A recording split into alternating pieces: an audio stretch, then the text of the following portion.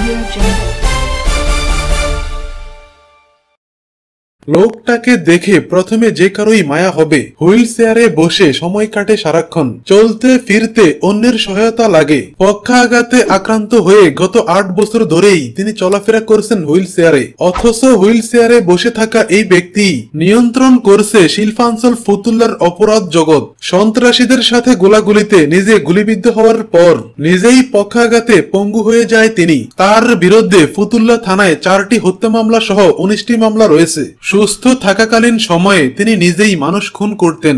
মানুষ খুনের পর টুকরো টুকরো করে ফতুল্লা পাগলার পাশেই ওয়াসার লেগুনে লাশের টুকরো মাগুর মাছের খাবার হিসেবে ফেলে দিতেন। ফতুল্লার মানুষের কাছে মূর্তিমান এই আতঙ্কের নাম মীর হোসেন মিরু। তিনি ফতুল্লার কুতুবপুর ইউনিয়নের স্বেচ্ছাসেবক লীগের সাধারণ সম্পাদক। রোববার রাতে কুতুবপুরের শাহীবাজার নিজ বাড়ি থেকে তাকে গ্রেফতার করে জেলা গোয়েন্দা পুলিশ।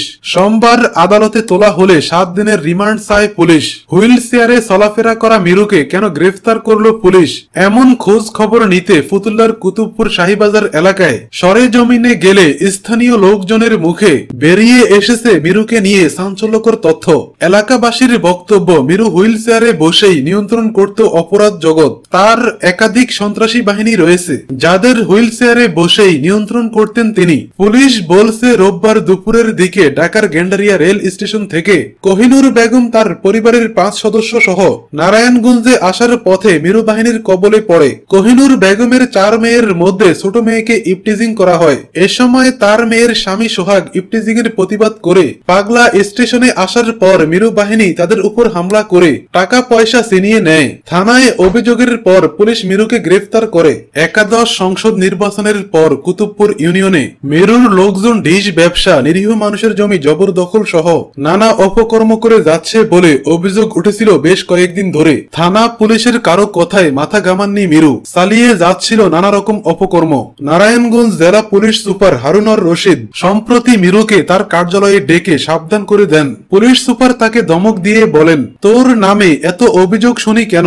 স্থানীয় লোকজন জানায় শীর্ষ সন্ত্রাসী তোফাজ্জলের হাত ধরেই মূলত মিরুর সন্ত্রাসী জগতে আগমন। তাদের মূলত কাজ ছিল মানুষ খুন করা, এছাড়া চাঁদাবাজি, দর্শন, ডাকাতি, ছিনতাই, অপহরণ সহ হ্যান কোনো অপরাধ নেই যা তারা করেনি। 2009 সালে দুর্বৃত্তের গুলিতে দল নেতা তোফাজ্জল খুন হওয়ার পর তার শূন্যস্থান দখলে নেয় মিরু। ফতুল্লা পুলিশের তালিকায় সে 10 নং আসামি। তবে চলাফেরায় সমস্যা হওয়ার কারণে পুলিশও তাকে প্রথমে গ্রেফতার করতে ইতস্ত করত।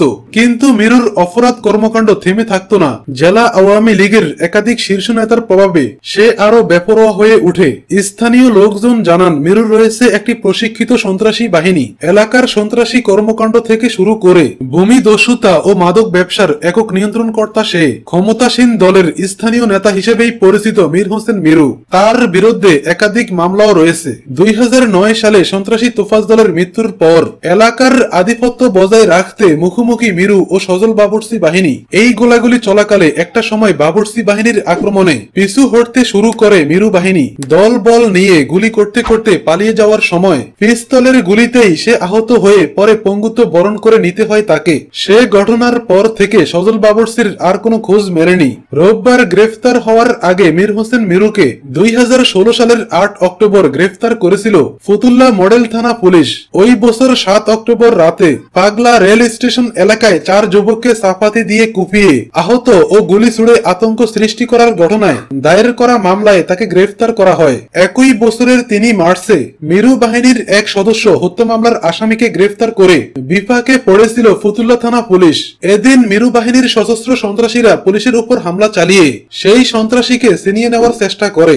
একই বছর 10 ফেব্রুয়ারি শাহীবাজার এলাকায় ডিশ ব্যবসার আধিপত্য নিয়ে সংঘর্ষ হলে ডিশ কেবল কর্মচারী শাহজাহান নামে একজনকে প্রকাশ্যেই কুপিয়ে হত্যা করে মিরু বাহিনী। এ সংঘর্ষে আরো 6 জনকে কুপিয়ে ও হাতুড়ি দিয়ে পিটিয়ে গুরুতর আহত করে তারা। একই বছর 5 জানুয়ারি মিরু বাহিনীর 3 সন্ত্রাসীকে অস্ত্র, গুলি ও 1000 পিস ইয়াবা সহ গ্রেফতার করে পুলিশ। 2012 সালের 3 নভেম্বর রাতে নিজ বাসা থেকে মিরু এবং তার সহ সহযোগী ইকবালকে 5 রাউন্ড গুলিভর্তি একটি পিস্তল ও 13 পিস ইয়াবা সহ গ্রেফতার করে র্যাব। 2013 সালের 14 অক্টোবর এলাকায় প্রভাব বিস্তারকে কেন্দ্র করে 2015 সালের 10 জুন নুরুল হক নামে এক ব্যবসায়ীকে তার মায়ের সামনেই পিটিয়ে হত্যা করে এই সন্ত্রাসী বাহিনী। ফতুল্লা মডেল থানায় মিরুর বিরুদ্ধে হত্যা মামলা দায়ের হয়। এভাবেই মিরু ও তার বাহিনী ফতুল্লায় ত্রাসের রাজত্ব কায়েম করে সন্ত্রাসী কর্মকাণ্ড চালিয়ে যায়।